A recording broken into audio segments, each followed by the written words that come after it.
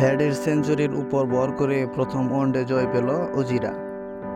টি-20 সিরিজের পাশাপাশি ওয়ানডে সিরিজেও বৃহস্পতিবার 19 সেপ্টেম্বর ইংল্যান্ড দলের নিয়মিত অধিনায়ক জস বাটলারকে ছাড়া অস্ট্রেলিয়ার বিপক্ষে প্রথম ওয়ানডে খেলতে নেমেছিল ইংল্যান্ড। বাটলারের অনুপস্থিতিতে প্রথমবারের মতো ইংল্যান্ডকে ওয়ানডে ফর্মেটে নেতৃত্ব দিয়েছেন হ্যারি ব্রুক।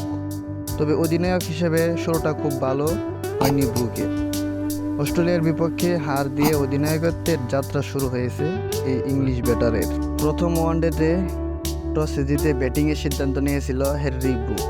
ডাকেট এবং উইল জ্যাক্সের দারুণ ব্যাটিংয়ের উপর ভর করে অস্ট্রেলিয়াকে 316 রান টার্গেট দিতে সক্ষম হয়েছিল স্বাগতিকরা।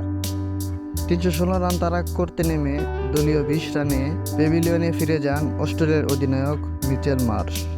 পরবর্তীতে ট্রাভিস হেড দলের দায়িত্ব নিয়ে ক্রমান্বয়ে স্মিথ এবং গ্রিনের সাথে ছোট ছোট জুটি করে দলকে বিপদমুক্ত করেন। এরপর মার্নাসের সাথে 148 রানের পার্টনারশিপ গড়ে দলকে জিতিয়ে মাঠ ছাড়েন। ট্রাভিস হেড 154 রান এবং মার্নাস 77 রানে অপরাজিত ছিলেন।